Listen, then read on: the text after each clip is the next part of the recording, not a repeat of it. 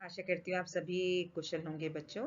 आज के वीडियो में आप सबका बहुत स्वागत है।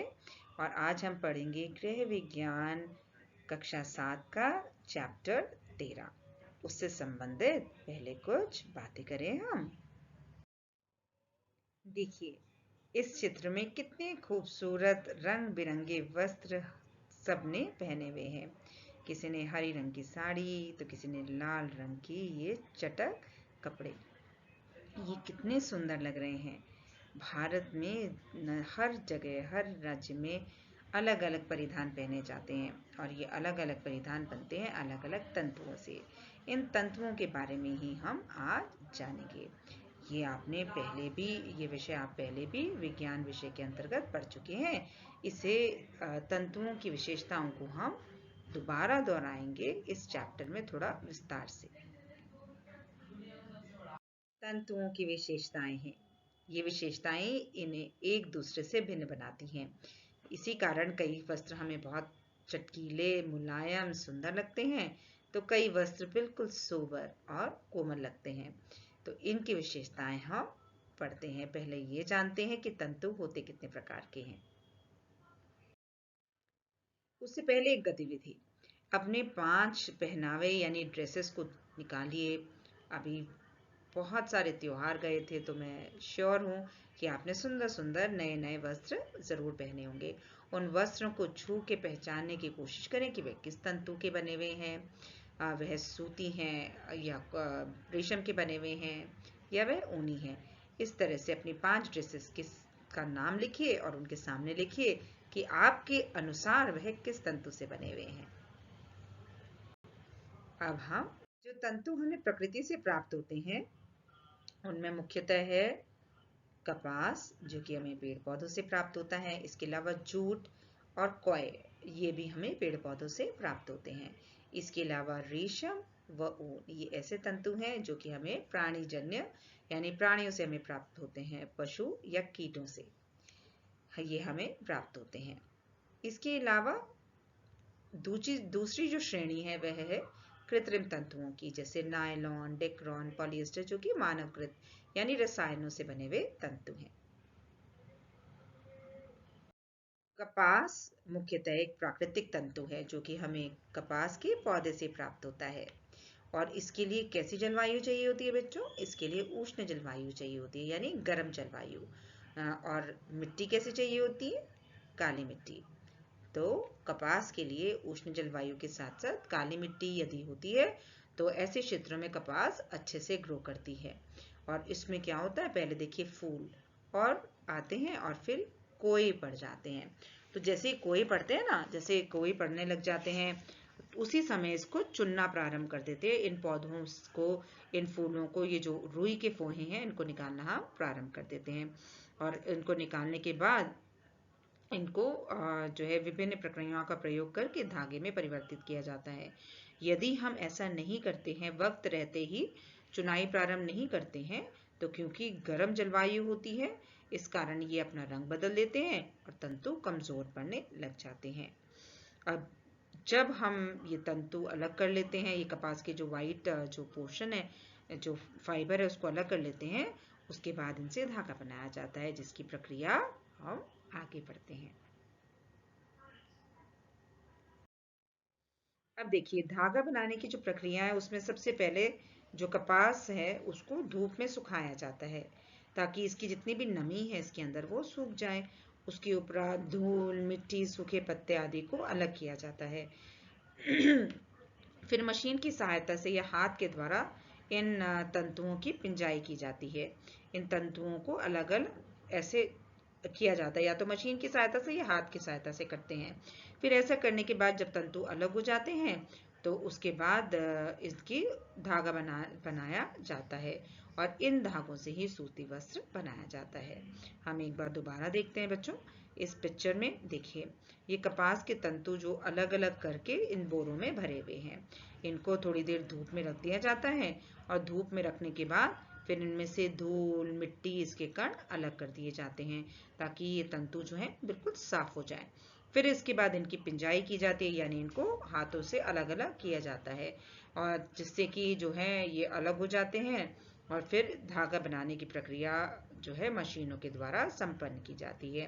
और जब ये धागा बन जाता है तब इससे सूती वस्त्र बनाया जाता है।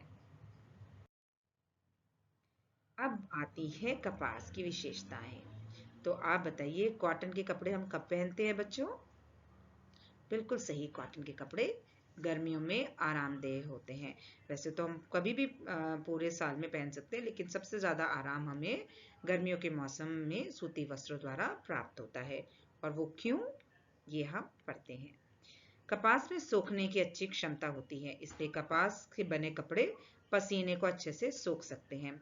अब क्योंकि ये पसीने को अच्छे से सोख लेते हैं बेटा, इसलिए जो है गर्मियों में जब हम इसे पहनते हैं तो हमें बहुत अच्छा महसूस होता है। और सूती वस्त्र गर्मियों के लिए उपयुक्त माने जाते हैं।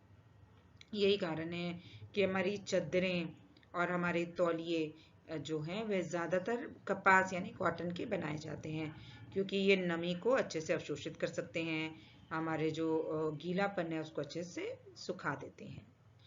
दूसरा है, सूती वस्त्रों पर सिलवटें बहुत शीघ्र पड़ती हैं। यही कारण है कि जब भी हम वस्त्रों को धोते हैं, सूती वस्त्रों को, उसके बाद इनको प्रेस करना पड़ता है। नेक्स्ट है, सूती कपास के तंतु बहुत मजबूत होते हैं, इसलिए सूती वस्त्रों को रगड़ के धोया जा सकता है।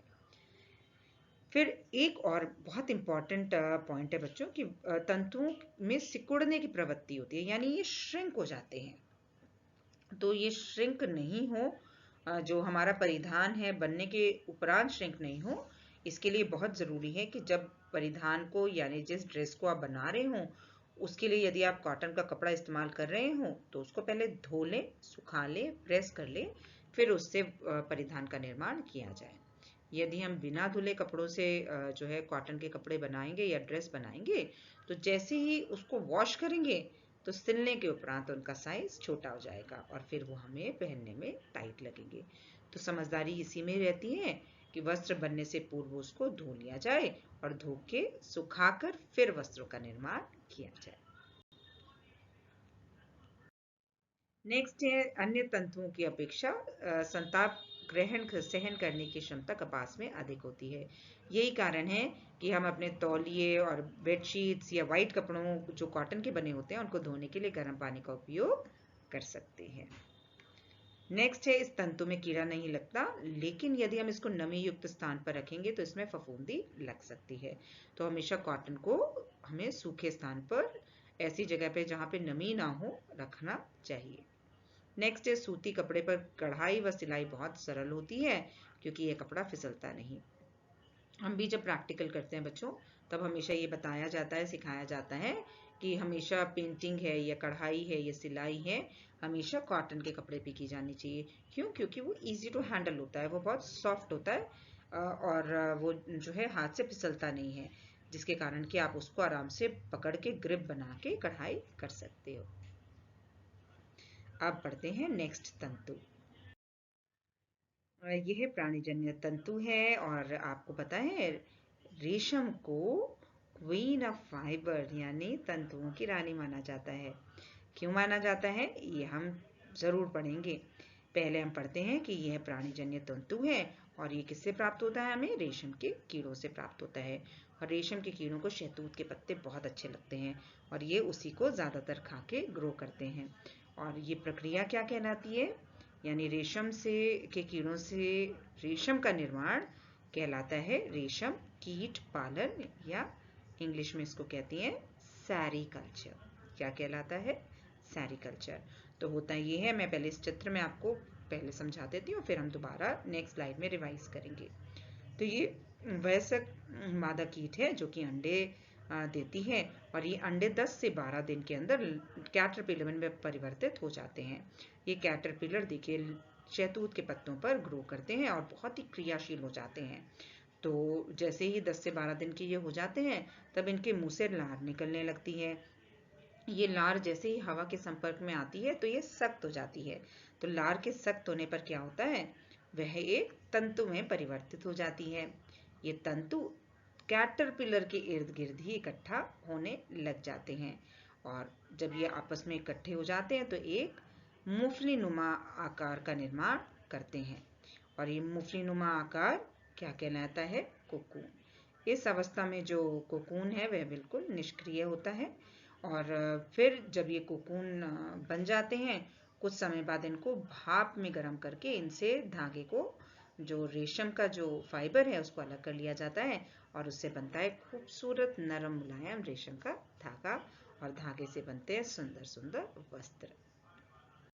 अब हम इसको दोबारा एक बार पढ़ लेते हैं। मादा कीट द्वारा दिए गए अंडों से 12 से 15 दिन के अंदर कैटरपिलर निकलता है जो कि शहतूत की पत्तियों को खाता है और बहुत क्रियाशील हो जाता है।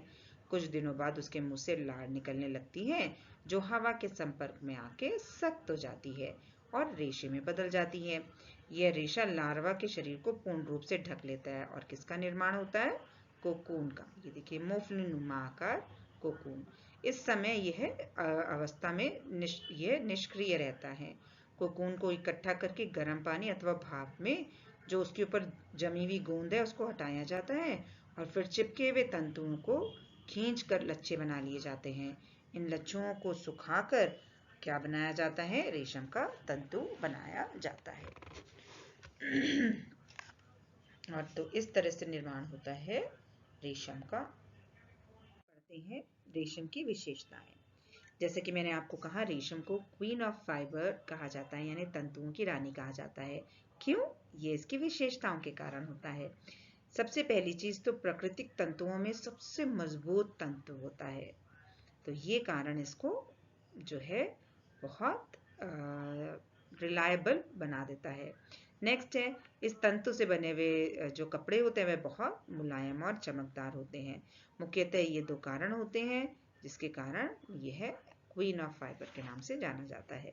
इसके अलावा रेशम के तंतु पर सूरज की हानिकारक किरणों का जो सूरज की किरणें हैं उनका हानिकारक प्रभाव पड़ता है, इसलिए रेशम के कपड़ों को कभी भी धूप में सुखाना नहीं चाहिए।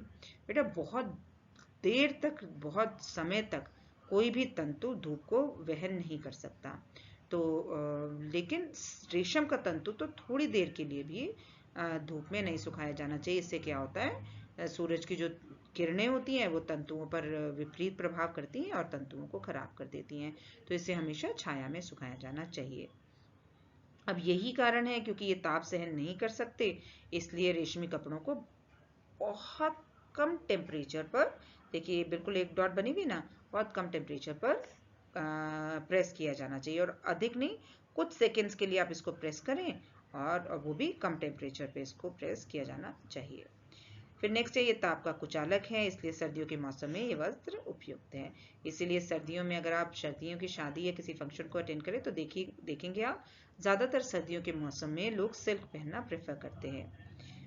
नेक्स्ट है, इस पर रगड़ का हानिकारक प्रभाव पड़ता है, अतः इसे हल्के हाथ से धोया जाना चाहिए। वैसे तो बेटा बहुत जो महंगी सिल्क होती है उसके ऊपर बहुत क्लियरली मेंशन्ड होता है कि इसे धोया नहीं जाना चाहिए, इसे ड्राई क्लीन किया जाना चाहिए।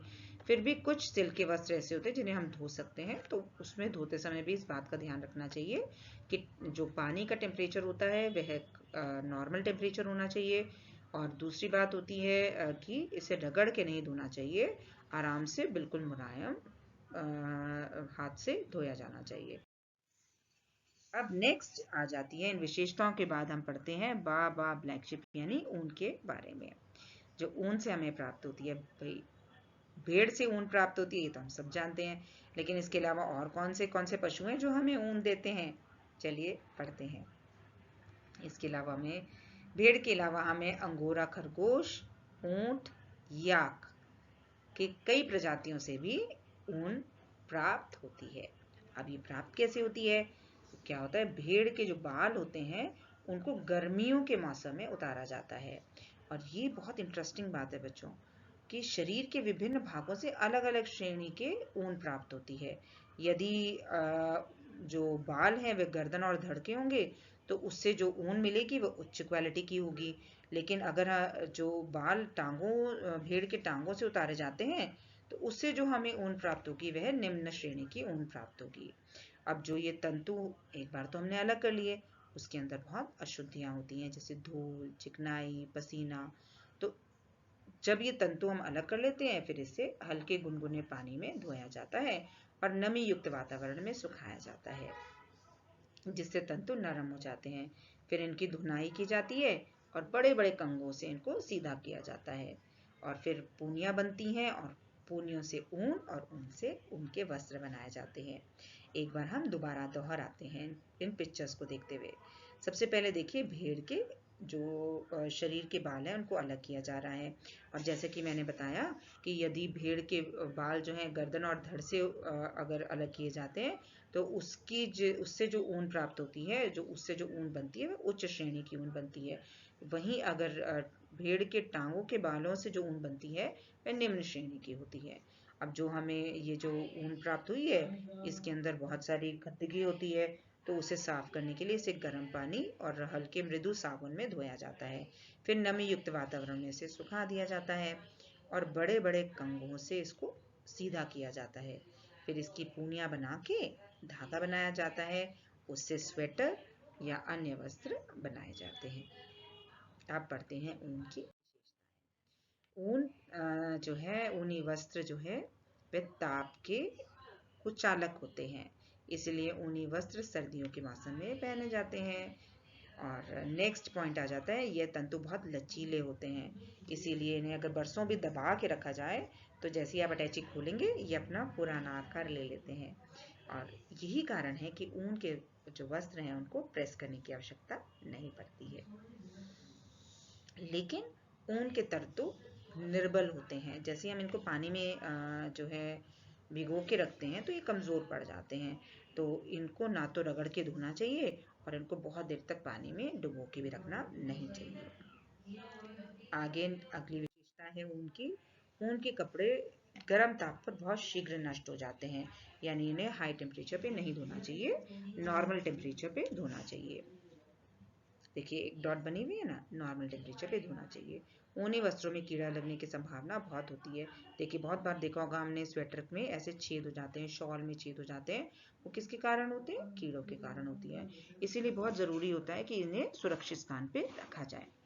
फिर नेक्स्ट है ऊनी वस्त्रों पर रंग शीघ्रता से चढ़ जाता है और पक्का चढ़ता है, इसीलिए इतनी वैरायटी के कलर्स आपको ऊनों में मिलते हैं, ऊनी वस्त्रों में प्राप्त होते हैं। नेक्स्ट है अम्ल और क्षार के प्रभाव से ऊनी तंतु नष्ट हो जाते हैं। यही कारण है कि कहा जाता है कि ऊन को मृदु साबुन में धोया जाए और सोडे वाले साबुन का उपयोग तो कतई भी ऊनी वस्त्रों पे नहीं किया जाना चाहिए। ये थी ऊन की कुछ विशेषताएं। अब हम पढ़ते हैं कृत्रिम तंतुओं के बारे में। कृत्रिम तंतु, इनका निर्माण कैसे होता है? ये रासायनिक पदार्थों के मिश्रण से बनाए जाते हैं। किससे बनाए जाते हैं? विभिन्न प्रकार के रासायनिक पदार्थों के मिश्रण से। तो अब इसमें क्या होता है, ये मिश्रण बना के तरल, अर्ध तरल अवस्था में बारीक जो छेदों वाली मशीन है उनमें से गुजारा जाता है। जैसे ही बेटा ये मिश्रण इन छिद्रों से गुजारा जाता है तभी हमें लंबे और पतले तंतु उससे प्राप्त होते हैं और इन तंतुओं से धागा और धागे से कपड़ा फिर बनता है। अलग अलग जो बेटा कृत्रिम तंतु होते हैं उनके लिए अलग अलग रासायनिक मिश्रणों का इस्तेमाल किया जाता है और कुछ प्रक्रियाओं में विभिन्नता देखी जाती है। अब कृत्रिम तंतु के कौन कौन से प्रकार होते हैं? देखिए पॉलिएस्टर, टेरिलॉन, नायलॉन, डेक्रॉन आदि ये कृत्रिम तंतु के कुछ प्रकार एग्जाम्पल्स होते हैं। अब हम देखते हैं कृत्रिम तंतुओं की क्या क्या विशेषताएं हैं।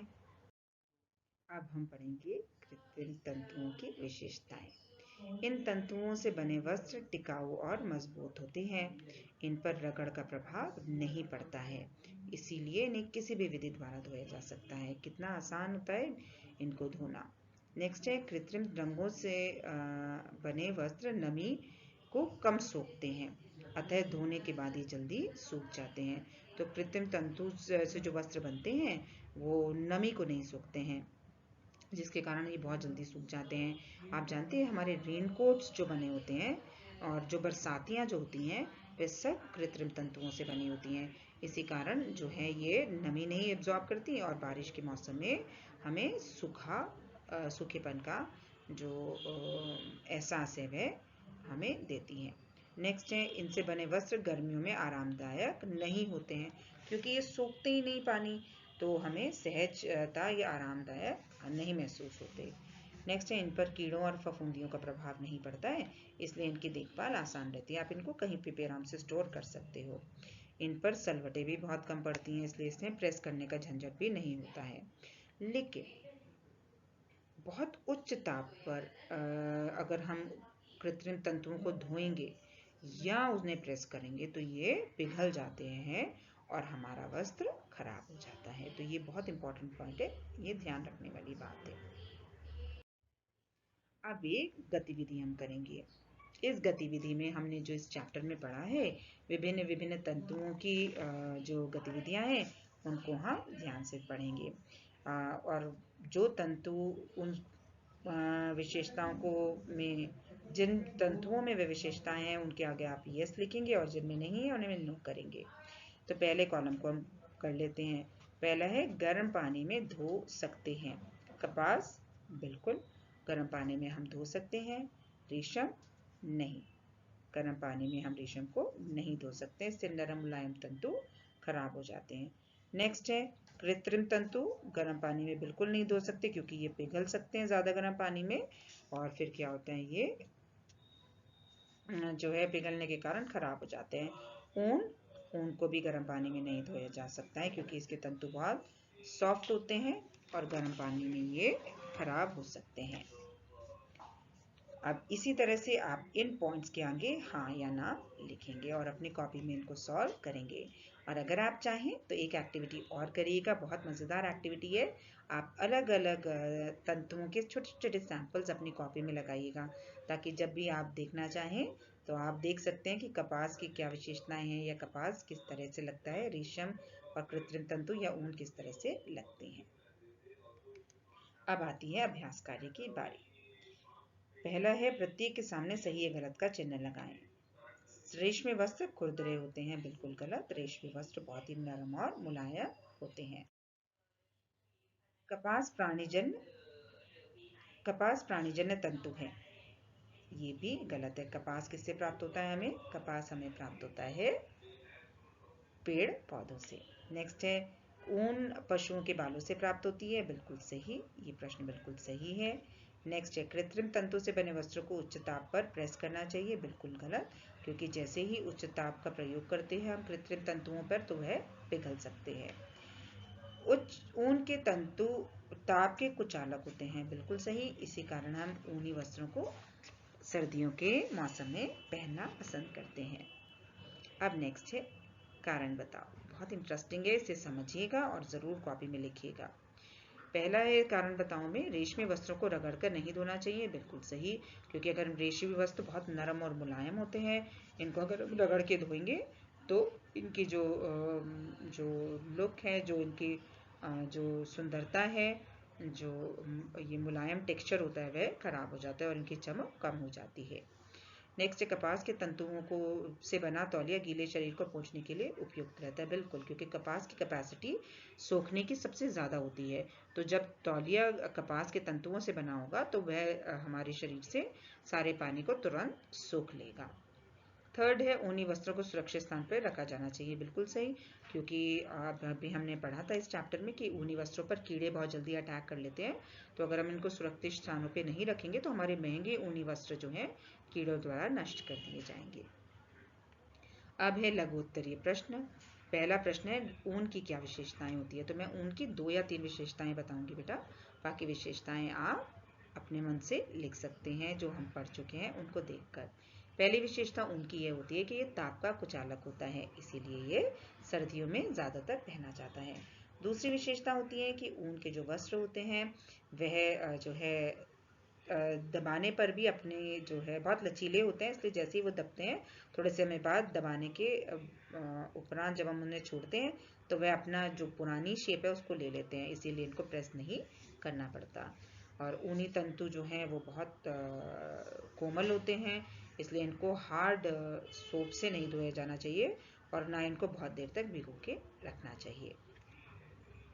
नेक्स्ट है रेशम के उत्पादन का संक्षिप्त में वर्णन करें, तो ये हम वैसे विस्तार पूर्वक पढ़ चुके हैं, लेकिन फिर भी मैं फटाफट एक बार आपको पॉइंट वाइज रिपीट करती हूँ।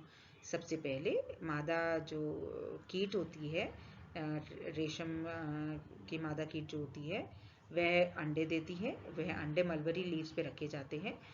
10 से 12 दिन के अंदर लार्वा उनमें से निकल जाता है, कैटरपिलर उनमें से निकल जाता है, जो कि कुछ समय बाद अपनी लार मुंह से निकालने लगता है। वह लार जैसे ही हवा के संपर्क में आती है सख्त हो जाती है और लार्वा यानी कैटरपिलर के आजू बाजू ही इकट्ठी होने लगती है और एक मूंगफली नुमा आकार का निर्माण करती है, जो कि कहलाते हैं कोकून। ये जो है निष्क्रिय अवस्था में उसके अंदर कुछ समय रहते हैं, फिर भाप और नमी में उस पर जो वैक्स होती है उसको उतार दिया जाता है और कोकून से रेशम के तंतुओं को अलग कर लिया जाता है और फिर रेशम का धागा और उससे सुंदर सुंदर रेशमी वस्त्र तैयार होते हैं। जब आप इस प्रश्न का उत्तर लिखें बेटा, तो उसके साथ बच्चों डायग्राम जरूर ड्रॉ कीजिएगा, पूरे स्टेप बाय स्टेप पूरे क्वेश्चन का। नेक्स्ट है, कपास को चुनने के बाद धागा बनाने की तक की कौन सी विधियां होती हैं? तो कपास की चुनाई जो है जैसे ही कोई जो पक जाते हैं वैसे ही प्रारंभ हो जाती है। फिर जो है इसको धूप में सुखाया जाता है। धूप में सुखाने के बाद इसमें जो धूल मिट्टी के कण होते हैं उनको अलग किया जाता है। इन्हें मशीनों द्वारा या हाथ द्वारा खोला जाता है और फिर धागा बनाया जाता है। नेक्स्ट प्रश्न है, सर्दी के मौसम के लिए किस तंतु के बने वस्त्र उपयुक्त रहते हैं? अब आप बताइए, हम ये पहले भी डिस्कस कर चुके हैं। बिल्कुल सही, सर्दियों के समय में जो है ऊन का इस्तेमाल किया जाता है क्योंकि ये ताप के कुचालक होते हैं। नेक्स्ट है, यदि मेज पर पानी गिर जाए तो उसे साफ करने के लिए किस तंतु से बने कपड़े का उपयोग करना चाहिए और क्यों? तो आप बताइए, आप किस तंतु का प्रयोग करेंगे? बिल्कुल सही कह रहे हो आप, हम करेंगे सूती वस्त्र का प्रयोग, क्योंकि सूती वस्त्र बहुत जल्दी पानी को अवशोषित कर लेते हैं और वो जगह को फटाफट सुखाने में हमारी मदद करेंगे, तो हम सूती वस्त्र का इस्तेमाल करेंगे। नेक्स्ट है दीर्घ उत्तरीय प्रश्न। पहला है, किसी एक प्राकृतिक तंतु की विशेषता का विस्तार पूर्वक वर्णन करें। आप अपनी पसंद की किसी भी तंतु का जो है विस्तार पूर्वक वर्णन कर सकते हैं। साथ में चाहें तो उसका एक छोटा सा सैंपल भी अपनी कॉपी में लगा सकते हैं। नेक्स्ट है, कृत्रिम तंतुओं के निर्माण और विशेषताओं का विस्तार पूर्वक वर्णन करें। तो कृत्रिम तंतु रासायनिक तत्वों से मिश्रणों से बनते हैं।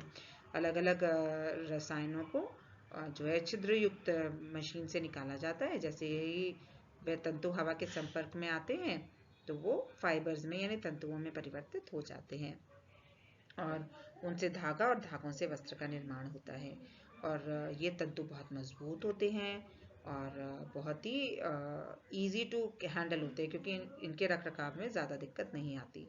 लेकिन इनको गर्म पानी में प्रेस नहीं किया जाना चाहिए और क्योंकि ये नमी को अवशोषित नहीं करते हैं इसलिए गर्मियों के मौसम में आरामदायक नहीं होते हैं। तो ये कुछ प्रॉपर्टीज है कृत्रिम तंतुओं की। प्यारे बच्चों, मैं आशा करती हूँ आपने इस चैप्टर में बहुत कुछ नया सीखा होगा। इन जो नई बातें आपने सीखी हैं इनका ध्यान रखिए, इन्हें याद कीजिए और अपनी कॉपी में अपने कार्य को पूरा करके अपने अध्यापिका से ज़रूर चेक कराइएगा। थैंक यू बच्चों, धन्यवाद।